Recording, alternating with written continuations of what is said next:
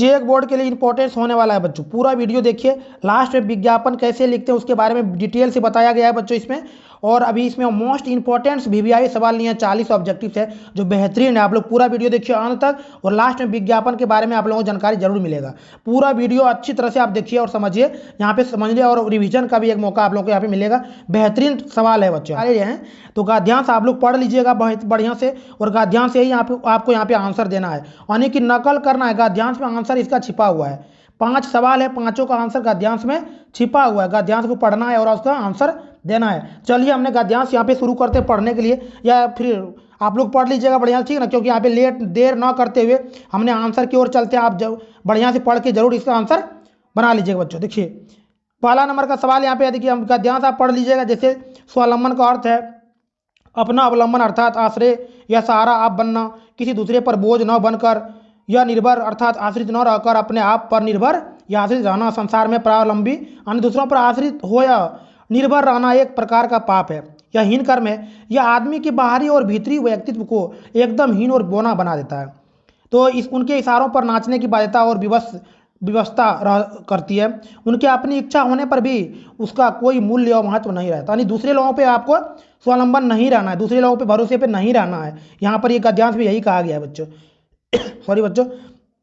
और आत्मनिर्भर व्यक्ति सही अर्थों में जान पाता है कि दुख पीड़ा क्या होती है और मान सम्मान किसे कहते हैं, इस सब के बारे में, यानी जो अपने आप पर निर्भर रहता है, आत्मनिर्भर रहता है, वही व्यक्ति समझ पाते हैं दुनिया में हमको कैसे चलना, क्या करना है, इसके बारे में वही समझ पाते हैं बच्चों।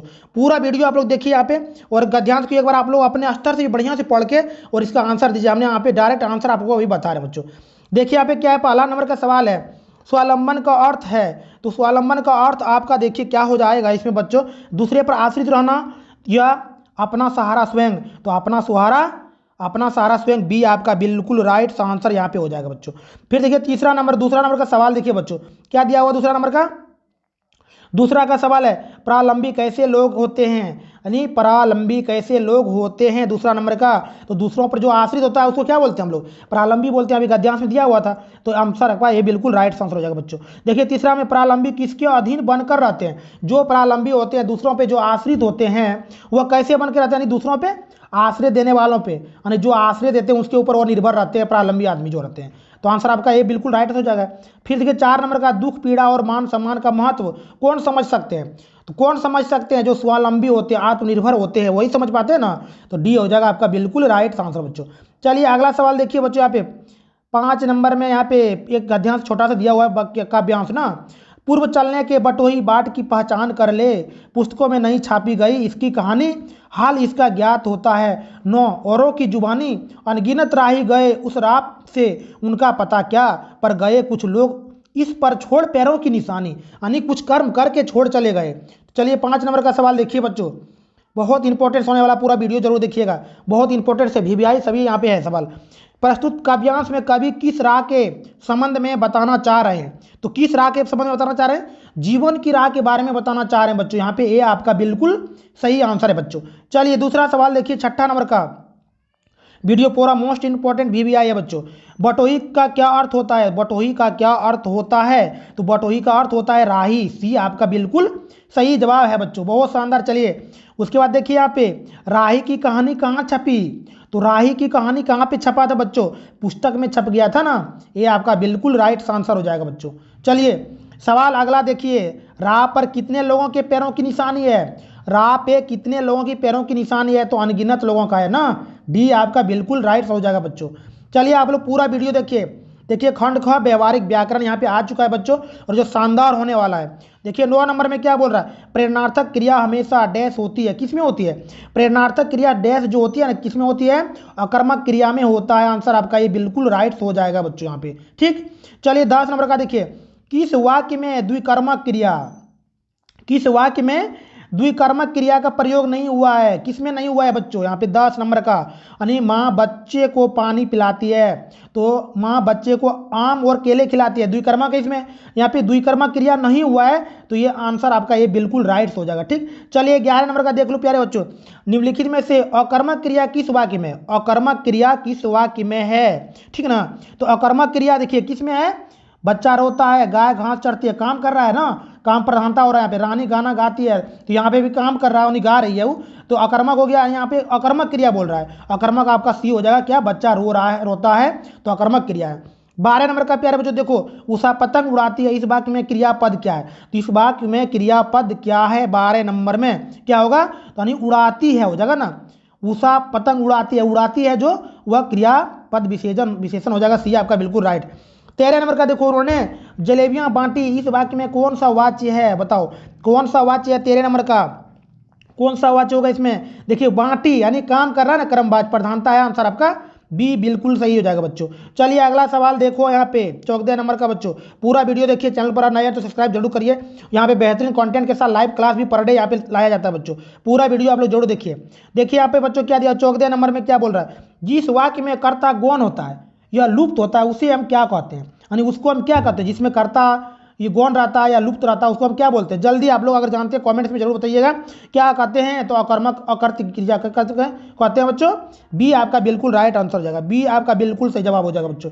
चलिए अगला सवाल देखो 15 का, आप कुर्सी पर बैठिए, यह वाक्य क्या उदाहरण है बताओ, आप कुर्सी पर बैठिए यह किस वाक्य का उदाहरण है 15 नंबर का, तो बैठिए यानी भाव कर रहा ना, मान सम्मान कर रहा, आंसर क्या हो जाएगा आपका भाववाचक, आंसर आपका सी राइट हो जाएगा बच्चों। 16 नंबर का, प्रतिदिन में कौन समास है, प्रतिदिन में अविभाज्य समास है, कौन समास है, अविभाज्य, आंसर सी आपका बिल्कुल सही जाएगा। 17 का देखो, जिस समास का पहला पद संख्यात्मक विशेषण होता है उसे डैश समास कहते हैं, क्या कहते हैं, उसको हम तत्पुरुष समास कहते हैं ना, क्या कहते हैं, तत्पुरुष समास कहते हैं बच्चों। चलिए 18 नंबर का देखो, जल्दी आप लोग और पूरा वीडियो जरूर देखिए, लाइक्स करिए, चैनल पर नहीं तो सब्सक्राइब जरूर करो। कर का एक अर्थ टैक्स होता है, इसका दूसरा अर्थ मीन में कौन है बताओ, कर का एक टैक्स होता है, दूसरा अर्थ क्या होता है, हाथ होता है ना, कर मतलब हाथ होता है ना, तो बी आपका बिल्कुल राइट आंसर हो जाएगा। 19 का, बच्चे धीरे धीरे चल रहे हैं, रेखांकित पद किस अवयव का है, बच्चे धीरे धीरे चल रहे हैं, रेखांकित पद किस अवयव का है, क्रिया विशेषण हो जाएगा, आंसर आपका ये बिल्कुल सही होगा बच्चों। 20 का देखो, 20 नंबर का बहुत इंपॉर्टेंट से देखिए, डैश चुप हो जाओ, उचित अवयव से रिक्त स्थान को भरिए, क्या होगा यहाँ पे 20 नंबर में उचित, यानी अब चुप हो जाओ, वाह चुप हो जाने अब चुप हो जाओ, सी आपका बिल्कुल राइट आंसर हो जाएगा। बाकी इसका देखिए, जो परिश्रम करेगा वो अवश्य सफल होगा, यह किस वाक्य का उदाहरण है, यह किस वाक्य का उदाहरण है बच्चों, किस वाक्य का है, तो मिश्र वाक्य का है, मिश्र वाक्य का आंसर आपका सॉरी बच्चों बी आपका बिल्कुल राइट आंसर हो जाएगा। चलिए यहाँ पे देखिए, आप पुस्तक से आ गया ना, बुक से अभी सवाल यहाँ पे ठीक है, पठित पद्यांश देखिए यहाँ पे, बाल गोविंद भगत की संगीत साधना का चरम उत्कर्ष उस दिन देखा गया जिस दिन उनका बेटा मरा, एकलौता बेटा था, वह कुछ सुस्त और बोधासा था, किंतु इसके कारण बाल गोविंद भगत उसे और भी मानते थे ना। 22 का बताओ, जल्दी बताओ 22 नंबर का बच्चों देखो यहाँ पे क्या होगा, जिस दिन बाल गोविंद भगत का बेटा मरा उस दिन उसकी संगीत साधना का कैसा उत्कर्ष देखा गया, कैसा देखा गया बच्चों, तो चरम देखा गया, सी आपका बिल्कुल राइट आंसर होगा। 23 का देखो, बाल गोविंद भगत का बेटा कैसा था, सुस्त और बोधा ना, आंसर डी आपका बिल्कुल राइट आंसर हो जाएगा बच्चों। चलिए अगला सवाल देखिए, गद्यांश में नहीं जानता इस सन्यासी ने कभी सोया था, यह नहीं कि उसकी मृत्यु पर कोई रोएगा, लेकिन उस क्षण रोने वालों की कमी नहीं थी, नम आँखों से गिनना स्याही फैलाना है, इस तरह वह हमेशा बीच से चला गया जो हमसे सबसे अधिक छायादार फल फूल गंध से भरा और सबसे अलग सबका होकर उस सबसे ऊंचा परमाणवीय करुणा की दिव्य चमक से ललाता खड़ा था। तो चलिए आंसर आपको 24 नंबर का क्या बोल रहा है यहाँ पे देखिए, अध्याय पढ़ के, नम आंखों को गिनना स्याही फैलाना है, इस कथन का क्या आशय है यहाँ पे 24 नंबर का क्या होगा, तो रोने वालों की संख्या का अनुमान नहीं लग पाता, आंसर बी आपका बिल्कुल राइट आंसर होगा। 25 का देखिए, लेखक ने किसको सबसे अलग सबसे ऊंचा और सबका अपना कहा, किसको कहा था 25 नंबर में, तो फादर काबिल बुल्के, आंसर आपका ये बिल्कुल राइट आंसर हो जाएगा बच्चों। चलिए बच्चों अगला सवाल देखते हैं यहाँ पे, पठित काव्यांश आपको पढ़ना है, बादल गरजो घेर घेर गोर, गगन गगन धराओ, ललित ललित काले धुरारे, बाल कल्पना के से पाले, आप लोग पूरा बढ़िया पढ़ के आप लोग जरूर आंसर इसको बताइएगा। बिछुत छवि उर में कवि नवजीवन बाले, वज्र छिपा नूतन कविता फिर भर दो बादल गरजो। देखिए यहाँ पे 26 नंबर का आंसर है, आपको बताना बिल्कुल सही होना चाहिए, ठीक। चलिए प्यारे बच्चों देखिए आप लोग शानदार, और पूरा वीडियो देखिए, लाइक करिए, चैनल को सब्सक्राइब जरूर करिए। आपकी दृष्टि में बादल किसका प्रतीक हो सकता है, किसका प्रतीक हो सकता है, तो पौरुष और क्रांति का, आंसर आपका सी बिल्कुल राइट आंसर होगा। देखिए 27 का, विद्युत छवि उर में क्या तात्पर्य है, क्या तात्पर्य है विद्युत छवि उर में क्या तात्पर्य है यहाँ पे बच्चों? 27 नंबर का होगा बादल के हृदय में बिजली सा छिपा होना। आंसर है आपका ये बिल्कुल राइट आंसर हो जाएगा। 28 का देखिए, फल किसका जादू है? फसल किसका जादू है? सॉरी बच्चों, फसल किसका जादू है? 28 नंबर में नदियों के पानी का, किसका है? नदियों के पानी का। आंसर आपका ये बिल्कुल राइट आंसर हो जाएगा। 29 का देखो, फसल किसका गुणधर्म है? फसल किसका गुणधर्म है? मिट्टी का है, मिट्टी का। चलिए 30 नंबर का सवाल देखो बच्चों, यहाँ पे 30 नंबर का एकदम बहुत इंपॉर्टेंट वीवीआई होने वाला, पूरा वीडियो देखिए, लाइक करिए, चैनल को सब्सक्राइब जरूर करिए।